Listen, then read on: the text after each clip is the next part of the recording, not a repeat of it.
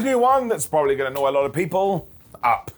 That's right. I thought AEW Grand Slam from Arena Mexico was so damn cool and just an amazing amalgamation or coming together of two wrestling promotions and two wrestling worlds. I sat there like a massive nerd. I turned to Larry David and I went, that is pretty good. Also pretty sure it's the first time an American promotion has ran from there. If you are a star of All Elite Wrestling, this must have just been a hoot. I think what happened is that goodness and that warm and fuzzy in your tum-tum feeling came out the screen and hit me in my bald face. I was just having the best time. And I've told you 1,000 times, that's the whole reason why I watch wrestling. Just want to have fun and entertain myself, which sounds a bit disgusting, but I didn't mean it like that. So I am going to give it an up, and also I'm going to say hello. Welcome to Ups and Downs, the only wrestling review show you need. In case you have just stumbled across this, we're a positive Pete show, but that doesn't mean we don't criticize. Something went kind of viral in my life, not real viral, but me viral, on the internet the other day, and everyone was like, oh man, he just likes everything. No, I don't. But I'm not going to go on social media and go, I hate this and I hate that. We have enough problems in the world. You don't need me dragging you down. We have got massively waylaid already. Let's get back to it and up those downs. Hangman Adam Page was also the first dude down the ramp. And this guy, like if the definition of a babyface is understand where you are and the location and the people you're talking to directly and make sure they love you, well, somebody probably needs to go and give him a cake because this man took a baseball bat and he totally smashed it. Because he cut his whole damn promo in Spanish with Excalibur jumping in on commentary to essentially translate. And I was like, I don't think I've ever seen this before. Obviously, we have seen this before, but the way they did it, the way it was executed, like I say, by the end of it, I was like, he's the most endearing man ever, and I'm just some stupid English guy that can only speak English. I thought this was absolutely fantastic. Surely, once again, that's why we go to these different places too, so we can embrace different cultures. Essentially, it was like, I think he said, I come from a hard-working family, and I'd love to beat up John Moxley later, but I've been banned from the tag team match. But after the tag team match, nobody has banned me, so I'm going to walk out there, I'm going to punch him in the face. And I tell you, my friends, he wasn't lying. The only thing that did upset me is that when he was talking about his childhood, he didn't mention Red Dead Redemption. Let you into a little secret. Because of the way he is and the way he looks, I like to pretend he's a character from that gaming franchise, and he just spilled out and became a wrestler. I know. You shouldn't watch me either, but we're here now, so we may as well continue. I think he swore or something too, because Excalibur was like, ha ha ha, we can't possibly mention that on TV. But just to bring it back to the basis of all of this, if you were trying to find even more individuals to fall in love with Hangman Adam Page, this is the way to do it. And I think he said he wasn't very good at talking Spanish. I thought this was pretty damn good. If I could talk another language that well, do you know how many jokes I would make on this stupid show as I showed you how well versed I was? But I'm not. I can barely get normal words out of my mouth. But I'm giving this an up. It was superb. And they got a bit weird because Stokely Hathaway walked out. He was like, oh, Cash Wheeler can't be here. That's a shame. I hope he's okay. When he was the opposite of Hangman. He just couldn't be bothered to put any effort into speaking Spanish. But that was funny. Especially because Dax Harwood laughed. These two are a treat. It also led to an insane 14-man tag match. I'm going to have to use my notes, otherwise I'll forget. But it was the Don Callis family, it was Dax Harwood, obviously. It was Hechicero and Volador Jr., and they were taking on Brody King, Adam Cole, Daniel Garcia, Templario, Bandido, Atlantis, and Atlantis Jr. That math doesn't work out. I guess the Don Callis family are essentially a Don Callis army. But it was just hilarious how many people kept coming down. At one point, I thought it was going to take over the whole show. Two things I want to mention as well was the pop for Adam Cole, which was just heartwarming because that dude has been through so much. Also point to us a little bit wishy-washy, but as we have spoken about before on Ups and Downs, we try and leave politics and all that kind of real-world stuff over there. Otherwise, once again, it would just be me talking to you about that, because you have to go, well, here's individual one, and he thinks this, and here's individual two, and she thinks that. It's just going to get laborious, and I presume you watch wrestling to escape all of that, so I don't talk about it. So what I'm going to say is that Brody King is a wonderful man. I like Brody King, and I am privileged to say I've shaken that man's hand and told him this to his face. He is one of the good ones. So essentially just be good to each other, and this thing was hilarious, because poor Atlantis Jr. just got booed. Now the commentators did tell us, well, it's because, you know, Atlantis is in there and he's a legend and all the fans like him, but they're just not sure they're into his son, which again is a very weird thing to say. But it just made this bizarro world as WWE used to talk about when you had the Technicos that were essentially Rudos and the Rudos that were Technicos. But man, if we are going to enter a different country, this is the kind of insanity I need. Otherwise, a few of the headlines are Takeshita and Bandido went at it for a little bit, and we're going to need that match at one point, especially because it was kind of little and large, but also not, because Bandido is crazy strong. And when Daniel Garcia was doing his I'm going to dance and then thrust in your face, he got booed too. Essentially, if you were in the ring with Hechicero, well, just stay away from him. He was a cheer magnet. Brody then decided to pay a march to Arena Mexico because he did a Hurricane Rana. Now listen, it wasn't one of those where you go, well, he's a monster and he tried. Nope, it was a picture-perfect version. And then later on, he was crushing people into Barricade. This is when I want us all to come together, hold your hands together, I mean it, let's do it. And let's just take a second for Barricade, who did dive in 2024. What the hell happened just because we went south of the border? This poor dude got killed throughout the entire 2.5 hours. Carl Fletcher and Alan Cole kept going at it as well. You have to figure that when we get to All In, it is going to be that match for the TNT title. And I guess Carl will get that belt. And we also had a wonderful sequence after Bandido got a hot tag between him and Josh Alexander. Man, this Joshy boy, he can base. What? Templario eventually just zoomed in as well because I think he felt a little bit left out. And you know how like every wrestling match these days has a sponsor? Well, it wouldn't surprise me if we do this again and somebody tells us, oh man, this contest is brought to you by Dr. Robotnik because it was the definition of chaos. And this dive 2025 that Bandido did, well, he cannot be human. It was the same for Atlantis Jr. and even Brody got involved. And Dax Harwood thought this was great because he was like, wait a minute, I've been left alone with you, Atlantis, and I haven't forgotten what you said about me last week. I mean, it would have been weirder if he hadn't done, because it was only 7 days ago, but Atlantis like, you can't beat me. I've been in this game a long old time, and I know what to do. And that was wait until the heel decides to pose, because bad guys can't handle this, especially in the modern day. They love to touch that D-pad. When he searched into his tum-tum and tootsie toes, he was like, I'm gonna hit the most devastating move. In all the sports entertainment surprise roll-up, and he got the 1, 2, 3. Dax got murked. Of course, the Rudos jumped him instantly when Atlantis Jr. and the Technicos made the save, meaning all the good guys could celebrate. It was a bit like Atlantis Jr. You need to get out of Dodge. These people, they most definitely don't like you. Go and switch place with Hechicero, because flub me, they love him. It was just carnage though, and it was a party match in the best possible way. I always say this, but some individuals want these to go away. No thanks, I'm giving it an up.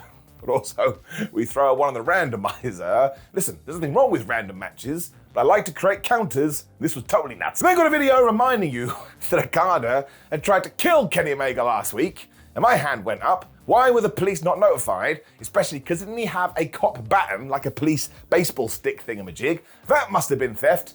Apparently nobody cares. Well, apart from Mark Briscoe, because he had cut a promo in the week saying, dude, even though I fought Kenny Omega, we've also been friends, I was even by his side during Anarchy in the Arena, so you don't get to do this, Okada. I challenge you to an Arena Mexico match, which means it was Okada versus Mark Briscoe, with Don Callis on commentary, who was very funny, because he does not care about Kenny Omega's diverticulitis.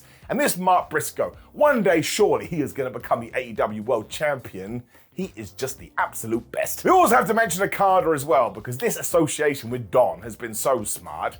He was so much more aggressive than what we have seen in recent times, because essentially what we're telling you is, oh my gosh, because the big Omega match is coming, he has done away with his comedy, flip you off and call you a bitch stuff, although he did still flip people off here, but now he's getting really mad, so maybe he's gonna win. I don't think he will, but maybe. He also went after Mark Briscoe's eyes, so why the flub did I stop that eye rate counter? That was a stupid thing to do, when yes, he started to pose as well, with the fingers that we've talked about. So Mark walked up to him, and he bit it. Now if I do this and talk, I come across like a madman, and what does that tell you, my friends? You probably shouldn't be biting people's fingers. Briscoe then went for the froggy bow, but he only got the 1-2, when he was like, alright, fine. Okada, I'm going to hit you with a J-Jiller. Okada says, no, you're not. I'm going to hit you with a Rainmaker. And then he missed. And then there was a surprise roll-up. So Mark Briscoe was like, we've got on the wrong page. I'm going to hit you with the J-Jiller. Don Callis on commentary was like, oh no, not the J-Jiller. When all of a sudden Okada stopped that and he basically booted Mark Briscoe. He hit the Rainmaker 1, 2, 3. Well, no, he hit a tombstone, so he didn't boot him. We massively escalated this like the Dark Knight, but he didn't really cheat. Like, he was kind of doing horrible things that made you go, oh, I would never introduce you to my mother. But once again, I think we're trying to portray him as a massive threat. If that is the plan, that's what AEW is trying to execute. I say bravo. I'm also giving it an up, because it was just wonderful bad guy versus wonderful good guy. and I'm so excited. About Ken versus Okada, I mean, what a wonderful timeline we're living in. Afterwards too, of course, the bad guys absolutely killed Mark Briscoe. At one point, Don Callis was holding him as Okada got the belt and he whacked Mark Briscoe in the tum-tum. And of course, this was sending another message to Kenny Omega, oh, we don't care about your stomach issues, and come all in, we are going to rip that thing from your gut like we're flipping Kano. I shouldn't have said that. Now, I can't remember if I said this because I went on a tangent, but I am going to give it up because the match was good and I thought the character work meant mission accomplished. But I do have a mini down, right? Why does Mark Briscoe have no friends? Over the time in AEW, all he's had is walking around with buddies, and nobody came out to help him, nobody came out to save him, and it genuinely made me feel sad. Now, this doesn't make a difference in the grand scheme of things, but one person could have chased him off, and also that person could have been anyone. It could have been Serpentico, because then on a Dynamite or Collision, you could have done Okada versus Serpentico, and Okada could have killed him, and that's just going to give him more G's as he does move into the pay-per-view. So yeah, it's like a tiny, super mini down, but I've told you time and time again, if these things enter my brain, well, I can't forget about them. It's like a leech. When wrestling reminded me that if you have a good character and you understand what that character would do, you can basically do whatever the flub you want. It was Mistico versus MJF. If you have 15 minutes today, you absolutely need to go and watch it. Or if you have less time than that, just watch Mistico's entrance. It is one of the coolest things you will see all year. Because not only do the fans go ballistic, they sing every beat of his entrance song. And this Mistico just has a way about him, man. And the commentators were saying, oh my gosh, he's a legend of CMLL. And yeah, that's exactly how he came across. So even if you had no idea who this dude was, now you're probably looking up his merchandise and listening to his song. This was 5-star stuff, or 6.25 stars, in Arena Mexico. Oh no, we've created a paradox. MJF, of course, arrived as Mr. America too, because if you are going to do this, you may as well go old school. And even though he tried to be a dickhead to begin with, Mistico was like, no dude, this is my patch, and he just went Lucha Libre crazy. Now listen, some of this was a little bit wibbly wobbly, but I don't care. I hate the fact that I even have to mention it, but when I don't, people go, oh Simon, you didn't mention this move went a little bit wrong. No, because that feels really lame. MVP was also giving Maxwell advice, which at one point seemed to be run away, and Bobby Lashley and Shelton Benjamin will create a human shield. But it did work. When they got back in the ring, Maxwell grabbed Mystico's tights and he threw him into the ring post. I mean, that is a horrible thing to do. It all totally failed though, because Mystico then came back with this awesome Teal World DDT when MJF went and he spat right in his face. So that was kind of funny, because he instantly got hit with the Destroyer 1-2-ooh. So we've all learned a valuable lesson, kids. If you do Hokaloogie into somebody's nose region, they're going to hit you with a spinning power driver. From here, they really leveled up as well, because Mystico hit a flipping Spanish fly when he did apply La Mystica, and Maxwell was tapping out like a fish. But MVP, of course, was casting the distraction. And before people do get nuts, I don't mind distraction, I don't mind interference, I do not mind confusion. Just make sure it's less is more. And AEW rarely does it. Don't worry, there's another trope they did overdo on this show, but we'll get to that in 1 second. It also led to this great near fall, because as soon as Maxwell did escape, he just booted Mystico right in the penis, and he was so happy that he'd done this. Of course, Mystico then did kick out, so what did MJF do? He just booted him in the testicles right again. The ref was like, well, this is ridiculous. I'm right here, dude. Why would you mug me off? He called for the bell. I mean, an obvious disqualification. Stevie Wonder could have seen it. It did make me laugh out loud though, and of course Max then shoved away the referee and the Hurt Syndicate attacked. And that is when MJF did the most appalling thing you could do in Mexico. He removed the mask of Mystico and he put it on his own face as he celebrated. And I was like, damn, he's a supervillain. Now, thankfully, he does have friends. So eventually, Templario, Titan Bandido, and Kevin Knight and Mike Bailey made the save and they chased the bad guys off. And listen, Jet Speed or Speed Jet, whatever they're called, did make sure they took out Shelton and Bobby. That's important to note. I do think they're going to do a match at All In. So yes, this is the right way to do your shenanigans. Like, if we'd had 72 disqualifications on this show, it wouldn't have worked. But I just thought MJF understands his persona so much. Like, at one point, he just ran away. This was the guy that was walking around last week going, man, I'm going to go to Mexico and kick your ass. They did get scared, so I am going to give it up. But there is a however. Because for the third straight match, and there were even more on this episode of Grand Slam Mexico, we had a post-match beatdown, and this is what I'm talking about. You do one, you're like, oh my gosh. You do two, you're like, oh man, that's bad. By the third one, that's just what the wrestling is on All Elite Wrestling. the law of diminishing returns, man. Doesn't hit as hard. I'm also going to combine that with the Bailey and Knight stuff because while they have all the potential in the world, they have done great work in AEW, we are going to get this match. It may have already been announced, but it does not feel justified. And I actually think what's going to happen is they will win the tag titles at All In.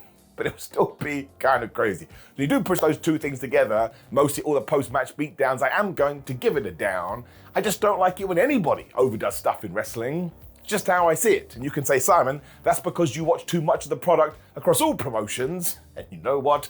Damn it, you're right. It's a curse. We then go back to the randomizer and put a 1 on it, or whatever the flub we're doing. Because we had a 4-way match. And the winner, I think, got 3 million pesos. Or was it 4 million pesos? Some people got so mad about that. You telling me if Tony Khan ran you up and said, hey man, I'll give you some pesos, you would want some pesos? The reason I like all of this is Tony Khan clearly just loves wrestling. More power to him. It was also Masquerada versus Hologram versus Ricochet versus Lio Rush. So yeah, I was looking under the couch and I looked at the ceiling and in the bed. Where the hell did that come from? It also essentially was party match number 2. I'm not sure we can get to party match number 2 without the rightful change of clothes for a party. I did think it was a little bit weird. The commentators were like, oh my gosh, Hologram is undefeated in AEW. Because my nerd brain kicked in again. I was like, wait a minute, he's undefeated. Why hasn't he got 1 title shot? I don't think you're treating Hologram very fairly, man. Somebody needs to give him an opportunity. Lio Rush was then posing instantly, so I threw a tantrum. I was like, why is no one listening to me? But I actually got away with it here because him and Ricochet made like a little team because they were like, we're bad guys and they're good guys, so that will work. And actually, it didn't work at all because eventually Gerardo and Hologram went, well, we're like flippy dippy doodah guys and we can flippy dippy outdo you. Then we had a flippy dippy doodah off. Tell you, my friend, it made me feel happy. They're all very talented flippy dippy doodahs. I mean, at one point, Gerardo and Hologram were jumping off each other. And they usually grips on the internet like, oh man, this is absolute crap. I can't believe they did this. I was like, all right, you do it. If it's not impressive, I want you to upload yourself jumping off somebody else. I realize I'm making this point dressed like this, so I have no credibility. But if you haven't realized that now, well, it's probably mum or dad. How you doing? Ricochet and Lio took advantage of this because they did dives. It is 2025. When this is how they actually fell out. Lio Rush thought it would be funny to rub Ricochet's bald head, and Ricochet was like, that's not funny. And as always, Ricochet is right. And Lio Rush, what are you doing? I believe you're a young man. Do you not think that Mother Nature doesn't have his eyes on you, or her eyes on you, I should say, that she's not stalking you? Of course she is. You can get to 30, 35, 40, 42, 79, and all of a sudden, poof, you've lost your head too. So maybe you want to think about that, and remember that us baldies are watching you, you stupid full head. Gerardo actually took advantage of this because he smashed them together when we had another barricade spot, and this is what I was talking about. The poor dude was being crushed. What did he do? He's only doing his job. Without him, a bunch of fans are going to rush the ring. And have you seen fans? I didn't mean that. You don't want it. I shouldn't have said it. Eventually, Lio Rush and Ricochet were fighting on top of Team of the Turnbuckle, which sounded like a really bad idea. And they did come crashing down, especially because Hologram was like, Lio Rush, I'm going to hit you with my portal bomb, which is super duper cool. And he got the 1, 2, 3. So that's another win for the guy. Somebody give him a championship match. So this was just ridiculously entertaining, and I can't remember whether I've mentioned this ups and downs, probably, because I've talked about it for everyone. But I had some car issues recently, and my car quite literally blew up. I had to buy a new car, and cars are expensive, so that gets you sad. And it's stuff like this, so I'm like, man, you know what? Everything's gonna be all right. That is why I watch wrestling. That's why I'm giving it an up. When I do have to throw another minor down in there, because it was time for Mercedes Mone versus Zeuxis for the CMLL Women's Championship. And just given what Mercedes' gimmick is right now, e.g. I'm a phenomenal wrestler, and I'm having some of the best matches everywhere, and I haven't lost, well, this match had no jeopardy. Now listen, I don't mind Mercedes doing this at all. I think she's on a tear right now, and in terms of 2025, she's right up there. But when you have a title match, I want to believe that the champion could retain. And at no point did I. So maybe it's just one of those things where it's like we have a good idea, but there are going to be exceptions to the rule. Either way, I'm giving it a down. It doesn't matter, but that's how I felt. It's gonna be a quick ass hat too, which I shouldn't do, but sometimes I can't help myself. I am inspired by Dr. Robotic, as we've talked about, but I'd love to talk to the craze on the internet that say Mercedes Mone only wins all this stuff because she has creative control in her contract. Well, she doesn't have a CMLL contract, so how did she win the CMLL's Women's Championship? Let's just move on. I'm being a negative Nancy. The match was really good though, because of course it was. Zeuxis was awesome here, because she marched in and was like, listen, I am going to beat the ever-loving shit out of you, which she did do. And at one point, Mercedes was backing off like, oh my God, maybe I've got into over my head. But because we are all geeks, we know what that meant. Let's give Zeuxis all the offense, because eventually she's gonna lose. She did. The real problem is that they were all going for their finishers really early on, including Mercedes with a statement maker. And of course, people were kicking out and getting to the ropes. And I was like, I could have told you this. Do you not understand the meter system? You have to wear the meter down. When the meter gets to like 0, then you go for your finishers because you would have stored up finishing moves. Why does nobody get it? Zeuxis then got a dive 2025 when she basically ticked all the Arena Mexico boxes on this evening because she attacked by barricade and we got a Spanish fly. I was like, I wonder if it has to be a Spanish fly because in America you call it Spanish fly, but now we're in Mexico, so maybe it's a Mexican Spanish fly. I don't know what we're talking about. But they then got the statement maker again, but actually Zeuxis busted out with this pretty cool pump handle slam when they went to the top rope, right? And I think Zeuxis was going to do an apple arch power slam. But as they came down, Mone flipped it. She crushed this woman on the floor and she got the 1, 2, 3. And even Mercedes told that like, I don't know how they did it. That was a super good finish. I mean, it was like a surprise roll-up, but it wasn't. But it had that kind of effect. But it also looked devastating. The irony, that was really good. It then got better too, because this awesome video of Toni Storm walking the streets of Mexico started to play. When we cut away from that, Mina Shirokara was waving at Mercedes, which apparently is her kryptonite. She cannot handle somebody waving at her. When Toni Storm appeared behind her, she looked so badass, and she gave Mercedes Mone this German suplex, but because she had all these championships, they spilled everywhere. That's pretty damn great. Of course, Mone legged it straight away, and now the games are beginning properly. Like maybe the last couple of weeks has been a bit like tee-hee, lol, but now we are getting serious. And even this small angle, again, because it was so cool, got me excited for this match, which of course is going to be a banger. And now Mercedes has won this. Maybe she will lose it all in. It'll be very interesting, but it's an up. It was great. When it was time to settle everything between the Ops and the Death Riders in our main event, I'm just going to throw one down in here because once again it happened and I was like, oh yeah, the Ops are the Trios Tag Champions and I don't think they've defended them once. Maybe they had that one match against the Party Boys, whatever they were called. I just want championships across all promotions to be defended more and actually feel like they mean something. Giving it down. It was the Young Bucks and the Beast Mortis who joined the Riders of Death, and it was Will Ospreay and Swerve Strickland who joined the Operations. And apparently Claudio Castagnoli was meant to be on this show, but he had travel issues. And that sucks, man. I mean, he's a dude that deserves these kind of opportunities. Also, I do believe that there is some political stuff that had to be sorted out for Mortis to get on this show. And it's the first time he has been in Arena Mexico in like 17 years. I think Tony Khan did that too. That is a solid. Poor Will Ospreay looked totally beaten up as well after his war with Swerve Strickland last week. Although here it was him and the Beast Mortis, and this was just space age wrestling. And if somehow we could have a singles feud or at least a singles match between those two at one point, well, I'd be down. Sign me up. Eventually, the Young Bucks got in there though because it wasn't going well. They took out Will Ospreay, and even when Swerve Strickland tried to intervene, the Young Bucks like, no, we've got your number 2. And they hit a back and a neck breaker. That's it, his career's done. Nicholas then raked the eyes. So once again, why did I get rid of that counter? This only went bad when Wheeler Yuta attacked him.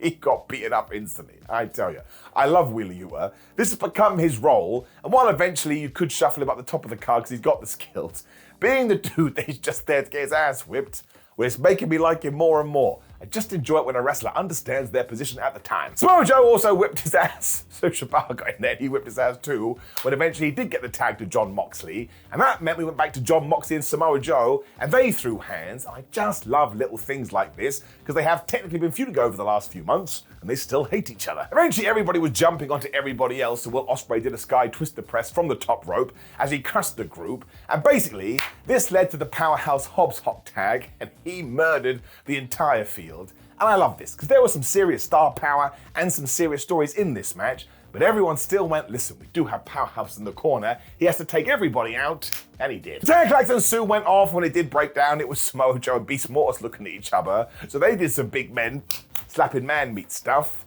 Within about 8 seconds, I basically fell in love. The crowds were then going nuts for this, which made it even more fun, and it was a wonderful mess. And just when Swerve Strickland was going to go for the stomp, of course, Marina Shafir was like, ha ha, we love distraction, interference, and confusion. She cast all that when poor Swerve got pushed from the top rope when Jon Moxley swung in. And do you know what he did? He hit the most devastating move in all of sports entertainment, the surprise roll-up, and he got the 1, 2, 3. On Swerve as well, and I think that ties in. Now, he did have the tights, but look, if Swerve does keep getting beaten by the Death Riders, eventually he's probably going to go, man, I'm going to have to help Swerve, I'm going to have to help Will Ospreay, otherwise they're right, my career is totally done. So if I am right, it's a bit of a working up when it comes to narrative storytelling. But yes, you can see this coming. It is getting it down. You do not need 2 surprise roll-ups on the same show, because it always acts like a get out of jail free card. But here too, I think Swerve Strickland could have been distracted or interfered with, and then you just crush him with moves and weapons and whatever else, and you do pin him properly, because then he can be even more mad. It's not like, oh my gosh, I got surprised. It was like, excuse me, these guys tried to murder my ass, and all of it was off the book. Screw all of that though, because again, in terms of a story, it was good, although we did get the post-match beatdown here. But we've talked about it, but the whole point was Hangman Adam Page is hit. Once again, a Rio Mexico came unglued. He got in the ring. This cracked me up. He was all ready to fight John Moxley. But instead, they looked at each other, because that's what you got to do in wrestling. They did start throwing bones. Once again, people were losing their minds. But when Hangman went for the buckshot lariat, John got out of the way, and he took out Matt Jackson instead. I may be reading into this, but the Bucks are a bit like, what'd you do that for, cowboy? And the commentators talk about their relationship too. So maybe you're meant to think that, of course, he did do it, but he didn't mean to do it, and they are in cahoots. I think I'm reaching there, but it certainly was interesting. And Hangman still beat the absolute piss out of everybody else. And the really cool bit is that John Moxley went and got the briefcase. He was going to clock Page when he realized, oh no, all the baby faces are surrounding him too. They are his friends, which means I'm going to have to run away, which ties into the overarching narrative of finally AEW is coming together to destroy the Riders of Death. So really, honestly, as well as the match being totally insane, this is really good storytelling, especially if it does tie into the Swerve stuff and it does tie in with the rest of the roster, going back to what Christopher Daniels was talking about 7 days ago. So I have some minor quibbles, but they're totally irrelevant. I am going to give it an up. And this complete show was brilliant. We need to do more of these in other countries, the same for WWE as well. Whenever we do leave the comfortableness of America, that makes sense, but whenever we do leave the comfortable stuff, what we're used to, it just levels up. And you can't do it all the time because the novelty will wear off. But honestly, find some time, watch it today, great stuff. Also, please do leave me a comment below before you like the video, share the video, and subscribe. Interact with all the notification bells and all of that, and click the video on the screen for ups and downs for Raw. I don't know why I decided to wear this today. There's a heat wave in the UK, and now I am dying. Also, why am I dressing on camera? Nobody knows. I mean, we've done everything else. See you soon.